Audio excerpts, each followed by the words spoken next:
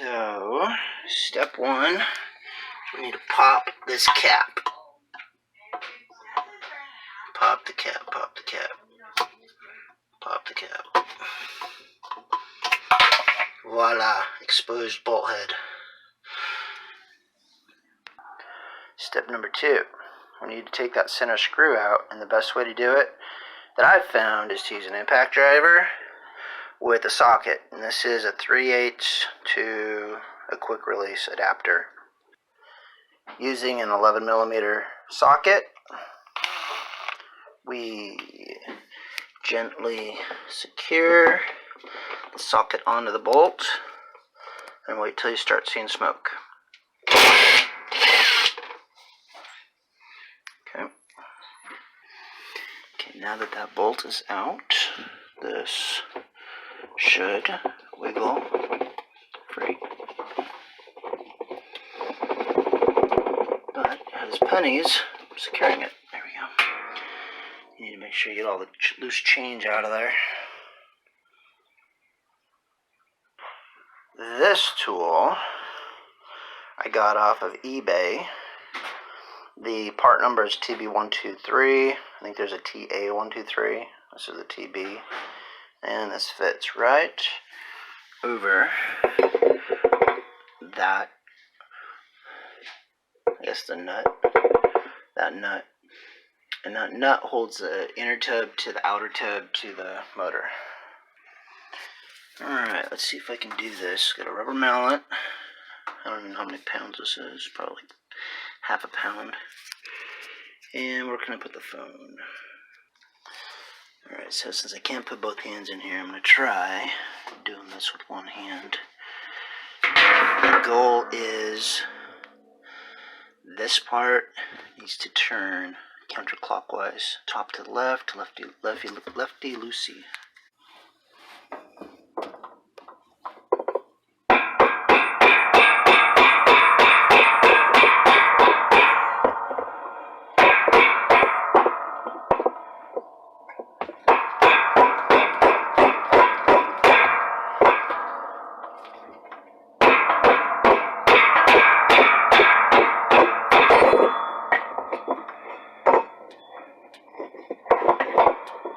Nut is not very tight at all.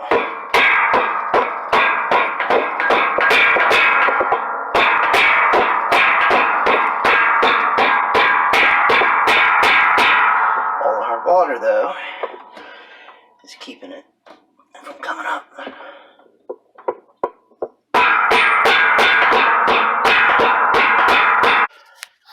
So I'm going to loosen up, or I'm going to take that nut off, and then we'll continue. Yeah, it's been about 5 minutes. It's coming up. Okay, yep, it's coming up. I can feel that there's a gap that keeps growing right here on the side of it.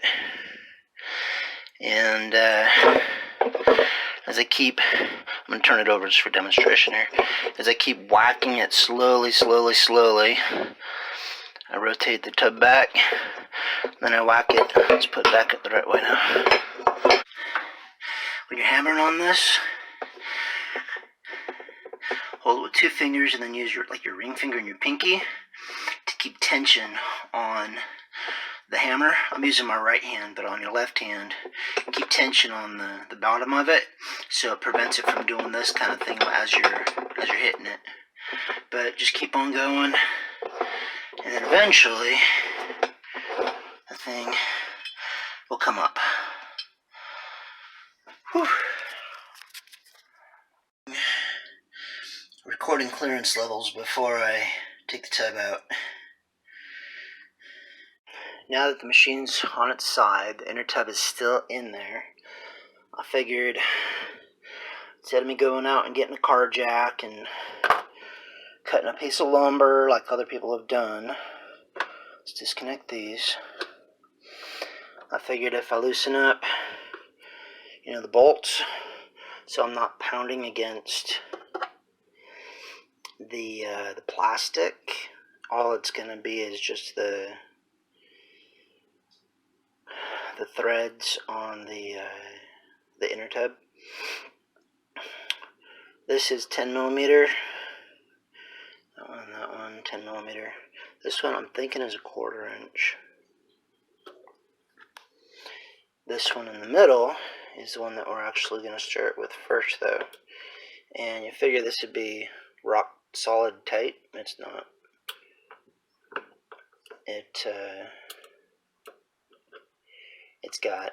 It's got plenty of throw there.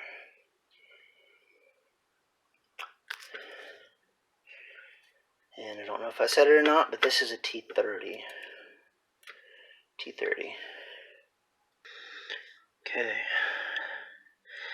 Now, I'm a little hesitant in taking this off because I know other people have had trouble putting it back on.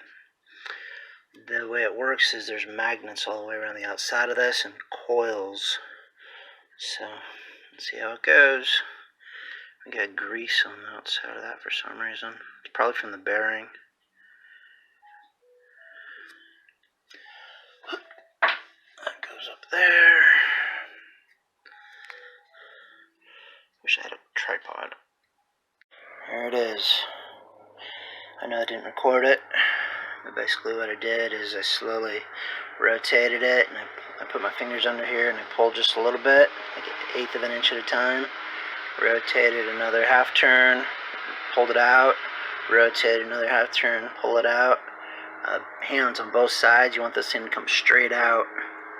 And then once it's about halfway, I had both hands under it still, and I just kind of gently wiggled it back and forth, and the whole thing just came straight out. So that's that. That's what you're fighting. Okay, so these are, I'm guessing, a 7mm. I don't have 7mm, but I have a 932. And the 932 fits. It's just a little sloppy. 932 equates to 7.1mm, so yeah, 7mm would be good. Took the 3 out. It actually needs to have all 6 come out, and then it's loose. But before you do the all 6, detach this bolt here, and that'll keep that harness with the wires attached, everything else attached. This is 1/4 inch. I don't know what it is in millimeters, but it's 1/4 inch. And yeah, we'll get this off, and then we'll take the 4 corners. Actually, that one's already going to be out, so we'll take the remaining 3 quarters out. Okay, so this is a spring-loaded relief of some kind. It's held in by, you'd think it was like an E-clip, but no, instead it's more like a keychain. And I'm using a box knife, right? And you get up under that, and then you just follow it around, and hopefully it doesn't come flying out of there, just like that. Spring load, actually, okay, so clip, plastic case, spring, and whatever that is. Alright, now that we have everything taken out, there is one last thing. This plastic thing does not come with the new transmission.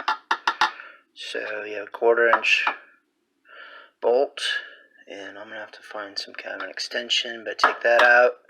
That comes off. This whole assembly is now free. And what we're going to do is stand it up on, stand the washing machine back up, and we're going to pound from the top. And since this isn't actually touching anything now, we should be able to just pound it back out. Alright, let's see if I can do this in one foul swoop here. Focus, focus. Doesn't want to focus.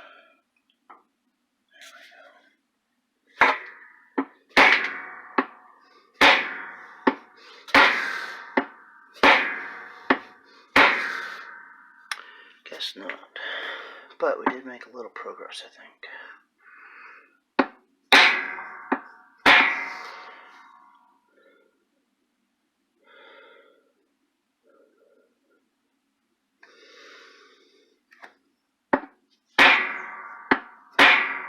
keep in mind, if you miss and you crack that, you gotta buy a brand new tub.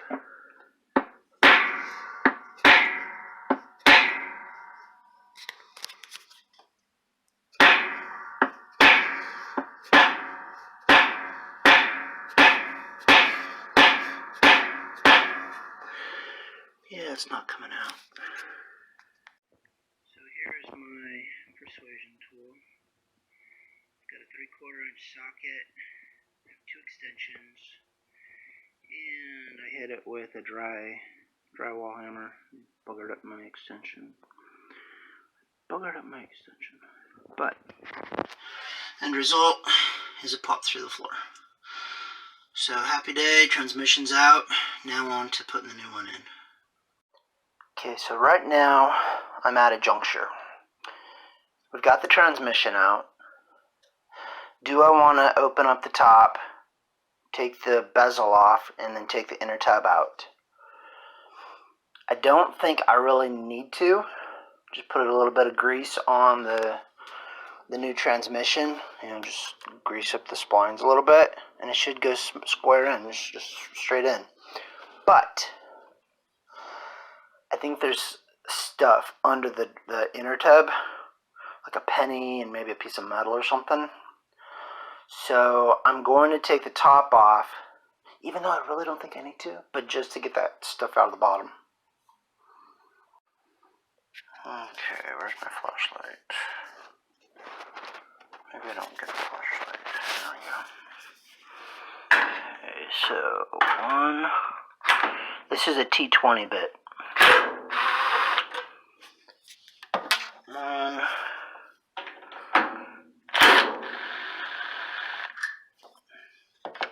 Two.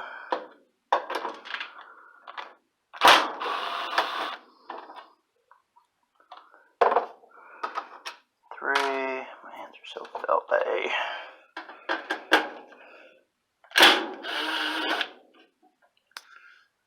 4.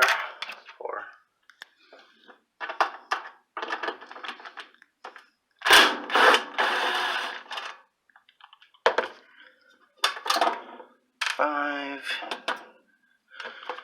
and 6, 7. There's 7. There's one on the end there too.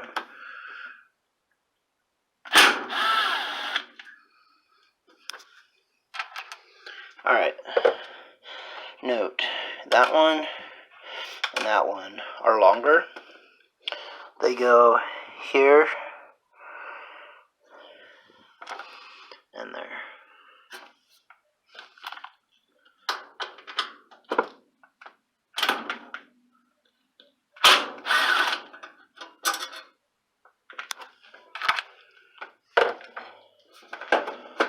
That thing comes off. Okay, capacitors like that. Don't touch the bottom side. This is probably like a 250 volt capacitor. If you touch it, it literally has 250 volts stored in it, and it will come out and it'll just dump on you, and so you'll get basically knocked off your feet. Be careful of the electronics in there. Same with the dryer. Same with the, that thing. In theory, that's supposed to have some kind of a starting capacitor, but that might just be DC. Anyway, just be careful.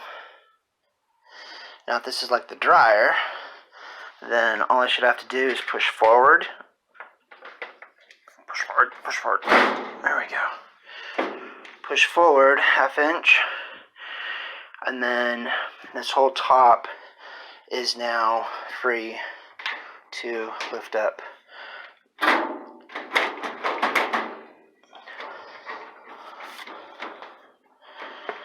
It is. It's fighting me right now. When you lift it up, be careful that this lid doesn't flop around. Some people will put tape over the lid just to hold it closed. In fact, that's probably what I'll end up doing here. But what we're going to do is we're going to tip the whole lid back and somehow support it. I haven't gotten that far yet. And we'll continue. Alright, so this is a little bit different than the dryer. As you can see, if you push it all the way forward, that hook gets caught. Can't point right there. It gets caught right there. And so you basically have to push it back to uncatch it, and then the lid lifts up. But there's that, and I also noticed there's a hook right here. But basically all I did was just push it back, and it detached it. I was lifting up and I pushed back. So the way this works, you have your outer tub, you have your inner tub. On the top, the thing that keeps them together is this donut thing. To remove this donut thing, you need to use really strong fingers while you hold the lid and the lid, and then work your magic around the outside edge, separating the really thin plastic, and don't break anything. I have 2 of those, but I'm going to hope that it will be fine. So altogether, how many holes, or how many of these things do we have? We got 1, 2, 3, 4, 5, 6, 7, 8. 1, 2, 3, 4, 5, 6, 7, 8. Yeah, there's 8 of those. So I tried getting a screwdriver in under there to pry it up, but honestly the best route that I found is just get your hands in there and just, I mean, it takes a lot of finagling. But this is what I found under here. This is a bathroom door key. That's probably what was making all the noise. And I don't feel anything else under that. I don't know how that comes up. Yes, I do. It has a screw and something else on the other side. So I'm going to try taking that up. That other side's not connected. It just has a 1/4-inch screw. So I'm going to take the 1/4-inch screw out of there and pull it up. Alright, so I got that cap off. There's just 1 1/4-inch screw right there. But this connects to the black drain hose on the bottom. I ran my finger down, I didn't feel anything else. This is your water level sensor.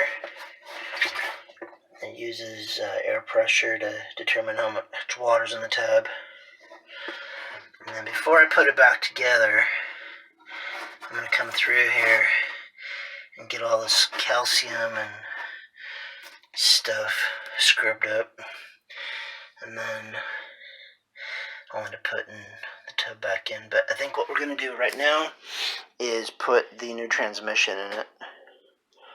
I don't see any reason why I can't put the transmission in. And then we'll just put the new, then we'll just put the inner tub down. Probably the only thing that I could see is getting that crap out of there. I'll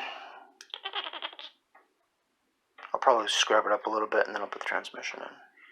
So here is what we use to scrub it up. Just drizzle a little bit of dish soap in there and scrub for, I don't know, a minute. Scrub the walls down. And most importantly, the mating surface right there. Got that all cleaned up. You can see how dirty that was, all that crap on the floor. But we scrubbed it down with dish soap. Used Dawn 4X, and then used a dry towel. Got most of it up, rinsed it out, and then used the same towel for cleaning up everything else. We're going to put the lid back on, flip it back over on its side, and put the transmission in. Instead of putting this whole metal thing on, we're just going to put the 2 screws in. That one and that one. And then we'll tip it back over onto its side. Okay, I lied. We're going to put that back on first. I got it all cleaned up.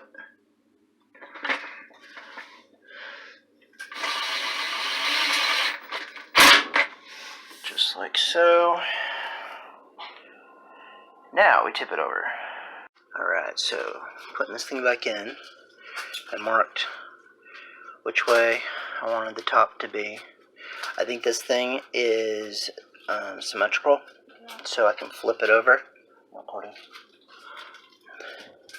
So I can flip it over. Primarily, I want to make sure that the grounding screw is there. As you can see, I've got another spot down here for the grounding screw, so I'm pretty sure it's symmetrical. Lines up, lines up, lines up, lines up, and connector go there. Yeah, we're doing good. Before I put the electrical harness in, I put all 4 bolts back in to ensure that the transmission's seated squarely. And then what I'm going to end up doing is I'll take this one back out, and then I'll put the harness and hook the ground back up. Grounding screws in, spacer doohickeys back on, clip turns freely and is seated. One thing that I just did, because the bearing blew out on this and got grease everywhere, is I ran, I'm not sure if this is the rotor or the stator, but this has all the magnets on it. I ran that under hot water, just the backside. Try to keep it out of the center iron part, because you don't want that to rust at all. And then let's take it.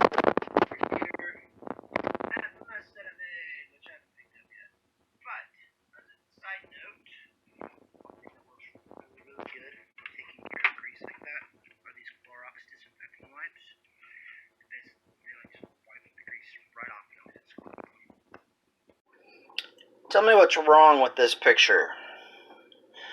What is wrong with this picture? That is supposed to be up here. So I'm going to take it out, rotate it 90. This is your number 1 way of determining what orientation this whole thing goes in.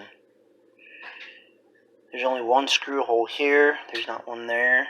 There's not one there. It's just right there. I decided to do things a little bit differently here. So instead of putting all 4 of those bolts in, I have these almost all the way screwed in, but not quite. I left this one open for the, there's a little hook on there too. I left these open for the grounding screw and the connector thing. So I'm going to put the grounding screw in first, and then I'll get that in, and then I'll go through and I'll snug the rest of these up. Now that I have the 4 bolts, 1, 2, 3, 4, and the grounding screw secured, cables plugged back in, I'm going through and finishing putting these 6 screws in. Now, because this is ABS, and this is relatively thin metal, go ahead and run your screws in, but only get them till, or only tighten them until they seat. Don't reef on them, because this stuff will strip out relatively easily. And what I ended up doing is, if you've ever used an impact driver before,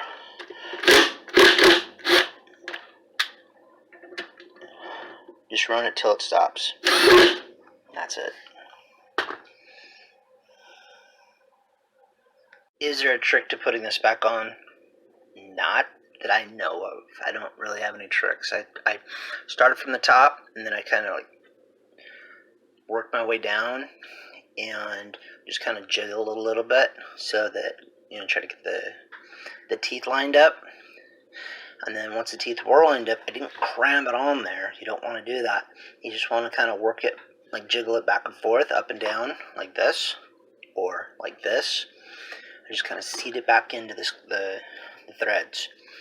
Now, as far as the screw goes, this did originally have some kind of a thread locking compound, and I'm going to put some red Loctite on here, and then I'm going to put it back in.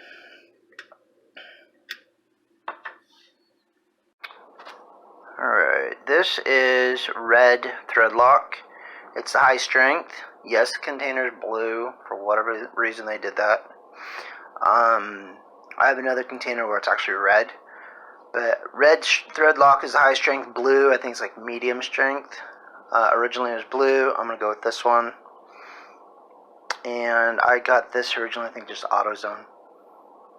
Alright, looks like everything on the bottom side's done. I got the center screw back in. I put a drop of red Loctite. Got the 4 in, those are snug. Got the grounding screw, that's snug. I got this plastic shield for the wires in with the bolt, that's snug.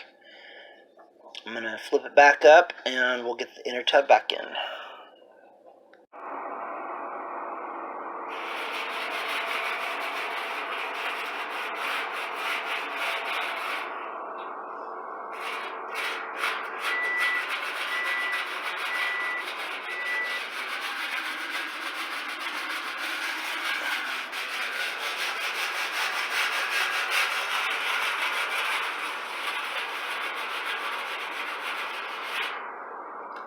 One thing I noticed on the impeller as I was cleaning it is, let's see if I can get in here, these cracks. You see that crack? And that crack? And that crack? That means that the motor is like doing its spinny thing, and it's putting a ton of stress on this impeller. So I'm gonna find out what it costs to replace this impeller. But I'm going to put it in for now as is, just to get it back together. Yeah, it's just a matter of taking that screw out, that bolt out. But be wary of it. Whoa, zoom out. There we go. Alright guys, we got it buttoned back up. I got the nut back on here. Threading it on with the clean threads made it a whole lot easier putting it on. And we didn't tighten it until it's seated. Because with that kind of metal, if you over tighten it, it will crack rather than just seat like it's supposed to. So we got it where, you know, I had a couple of good whacks in it still, but I wasn't going to push it. And when the machine goes into the spin cycle, as it spins against the weight of the tub, it will tighten itself. So we got that done. Got the impeller back on. I need to replace the impeller. Got the bolt back in the top, got the cap on. We got the plastic things cleaned up. Thank you to my wife. Hello, wife. And yeah, good luck. And leave questions, comments down below. I'll see if I can get to them. Seems to be working. No water on the floor.